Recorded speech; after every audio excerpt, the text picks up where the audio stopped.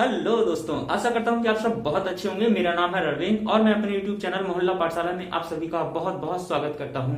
दोस्तों, इसके पहले वाले वीडियो में हमने आरबीआई के फंक्शन हम देख रहे थे। आरबीआई के फंक्शन यानी आरबीआई के फंक्शन, पिछले वीडियो में हम आरबीआई के फंक्शन यानी आरबीआई की कार्य पर डिस्कशन कर रहे थे। हमने आरबीआई के बहुत सारे फंक्शन देख लिए थे। उसके आगे अब हम इस वीडियो में आरबीआई के फंक्शन देखेंगे और कुछ बैंकिंग टर्मिनोलॉजी यानी बैंकिंग की जो परिभाषाएं हैं जो बैंकिंग से रिलेटेड हैं उनको भी देखेंगे। तो आइए हम कंटिन्यू करते हैं आरबीआई के फंक्शन में। आरबीआई का जो फंक्शन चल रहा था हमारा पार्ट 1 में था, अब उसी के आगे हम कंटिन्यू करते हैं कि आरबीआई और क्या क्या कार्य करता है। आरबीआई हमने देखा था बहुत सारे जो फंक्शन थे आरबीआई की, यानी आरबीआई बहुत सारे कार्य करता था। उसी के आगे अब हम नेक्स्ट देखेंगे आरबीआई फंक्शन में आरबीआई फाइनेंशियल स्टेबिलिटी रिपोर्ट जारी करता है। Financial FSR, financial stability report जारी करता है।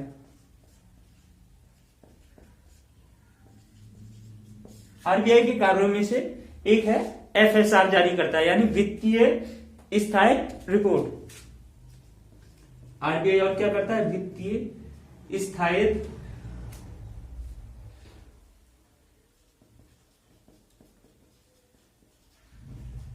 रिपोर्ट। आरबीआई एक कार्य और करता है, वित्तीय स्थिरता रिपोर्ट जारी करता है यानी जो स्टेबिलिटी बनी रहे मार्केट में, ये जो हमारा फाइनेंशियल स्टेबिलिटी रिपोर्ट आरबीआई जारी करता है। इसके अलावा एक फंक्शन आरबीआई का और है, आरबीआई फोरेक्स को मैनेज किया रहता है या फोरेक्स का मैनेजमेंट करता है।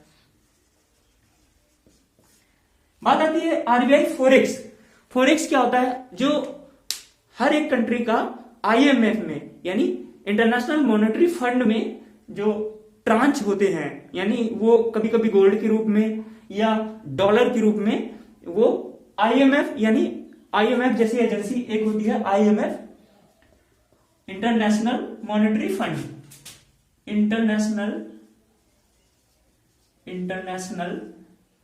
Monetary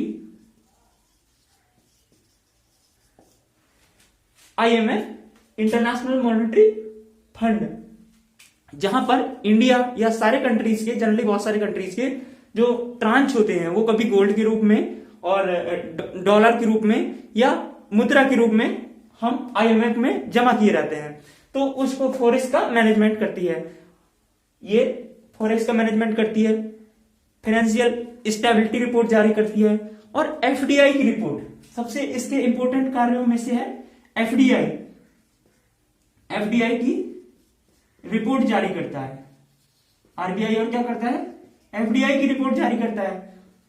FDI means foreign direct investment. इधर एफडीआई फॉरेन डायरेक्ट इन्वेस्टमेंट क्या करता है? न्यू बैंक्स को लाइसेंस प्रोवाइड करता है, लाइसेंस प्रोवाइड करता है। आरबीआई का एक नया फंक्शन क्या है कि आरबीआई के कार्यों में जो नई बैंकें होती हैं जैसे रियल बैंक हैं, और इसके अलावा भी जो नई बैंकें आएंगी, छोटी छोटी बैंकें जो कमर्शियल बैंक बन जाएंगी, उनको क्या करता है? लाइसेंस जारी करता है। आरबीआई लाइसेंस जारी करता है। इसके अलावा और आरबीआई के कार्यों में क्या होता है? लाइसेंस, जो नई बैंकें होती हैं जिनका एस्टेब्लिशमेंट होता है, वो कोई भी कमर्शियल बैंक हो या अदर्स बैंक हो, तो उनको क्या है? लाइसेंस प्रोवाइड करता है आरबीआई। इसके ही और नेक्स्ट कार्य में अगर हम जाएं तो जो बैंकें हैं, जैसे कोई कमर्शियल बैंक है, कमर्शियल बैंकें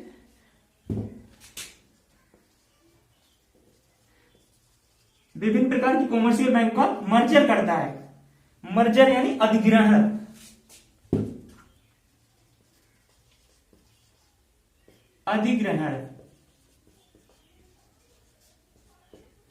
करता है आरबीआई के कार्य में बहुत अलग अलग जो कॉमर्शियल बैंकें होती हैं उनको एक साथ मिलाता है। क्या होता है कि जब कभी कॉमर्शियल बैंकों की डाटा सीट जो उनकी फाइनेंशियल रिपोर्ट्स या उनकी जो डाटा सीट होती है वो नेगेटिव यानी घाटा दिखाती हैं, तो क्या होता है आरबीआई उन बैंकों को कभी कभी ये निर्देश दे सकता है कि 2, 4, 6 या कितनी भी आरबीआई जितनी चाहे उतनी बैंकों को क्या कर सकता है, मर्जर कर सकता है उनको, यानी मर्जर मतलब अधिग्रहण मिला देता है एक ही साथ। अभी पिछले साल आपने देखा होगा कि बहुत सारी बैंकों का मर्जर किया गया था, यानी एक ही बैंक में समाहित कर दिया गया था। मान लेते हैं कि 6 बैंकें हैं और उनका नेगेटिव डेटा सीट है, तो वो क्या हो जाएंगे, आपस में 6 बैंकों को मिला दिया जाएगा और एक कमर्शियल बैंक बना दी जाएगी। ये कहलाता है आरबीआई द्वारा अदर बैंकों का किया गया अधिग्रहण या मर्जर।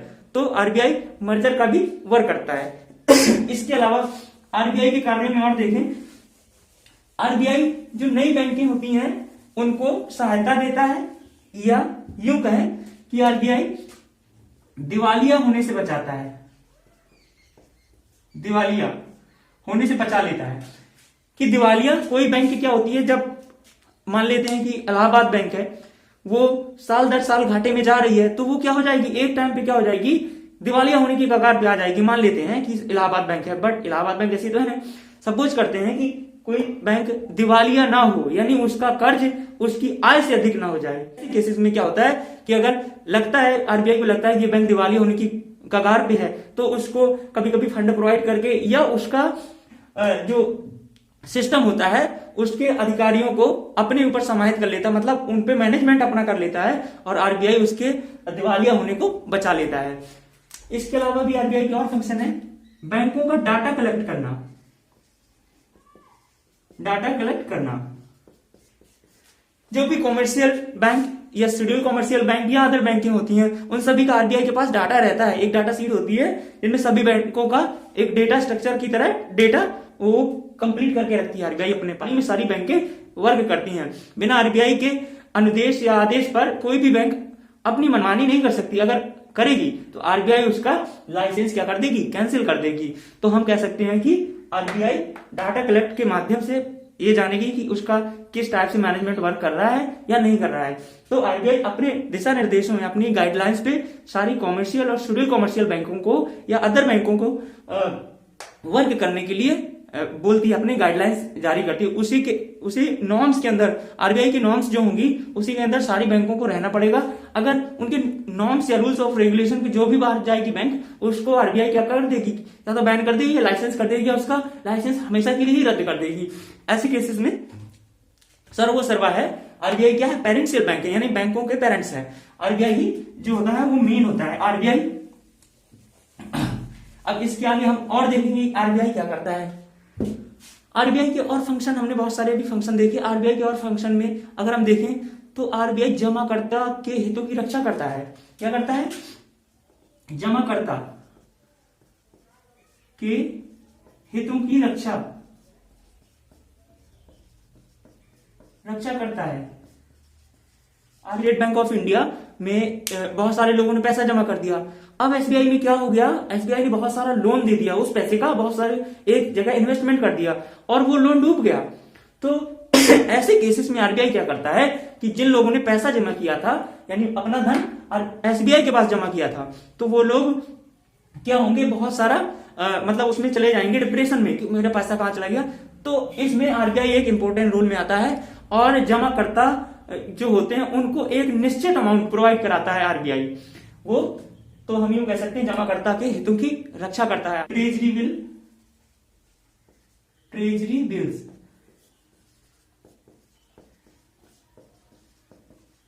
जारी करता है। आरबीआई क्या करता है, ट्रेजरी बिल जारी करता है। 90 दिन, 180 दिन और 1 साल, 1 साल के लिए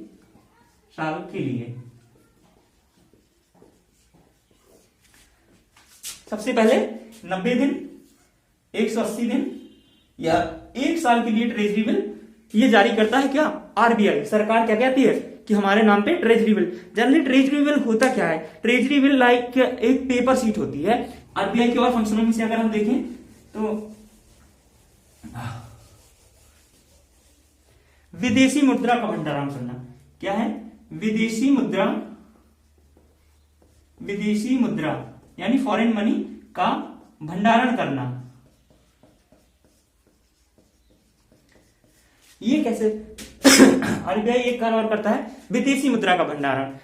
एक्चुअल में होता क्या है, मान लेते हैं कि कोई इंडिया का नागरिक ऑस्ट्रेलिया में या अदर कंट्री में रह रहा है और वहां पे जॉब कर रहा है, तो वो क्या करेगा, जब इंडिया आएगा तो वहां से डॉलर कमा के लाएगा, इंडिया में वापस आएगा जब, तो वो डॉलर इंडिया में इंडियन सरकार को देगा और उसके बदले में क्या होगा, रुपए लेगा, क्योंकि करेंसी का चेंजेस है। तो वो डॉलर हमें से क्या लेगा, इंडियन गवर्नमेंट से क्या लेगा, रुपए, और उसको क्या देगा, डॉलर।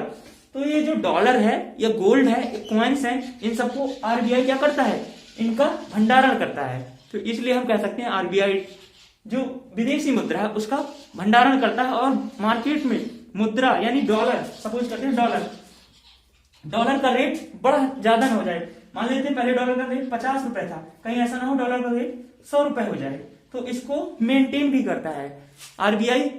अपने खजाने में ये देखे रहता है या इसकी निगरानी भी किया रहता है कि डॉलर मार्केट में कहीं अधिक महंगा ना हो जाए, क्योंकि बहुत सारे लोग अगर मनी लाएंगे और डॉलर ले जाएंगे, अब इंडिया से जब बाहर जाएंगे लोग तो मनी यानी डॉलर ले जाएंगे, जब वो लोग इंडिया से बाहर जाएंगे तो डॉलर ले जाएंगे और इंडियन पर्सन जो होंगे वो रुपए दे जाएंगे, तो क्या हो जाएगा, डॉलर इंडिया का कम हो जाएगा, तो जिससे कि डॉलर की कमी आएगी तो डॉलर क्या होगा, डॉलर और महंगा हो जाएगा। इसलिए गवर्नमेंट या आरबीआई ये ध्यान देती है कि विदेशी मुद्रा का भंडारण कैसे करना है।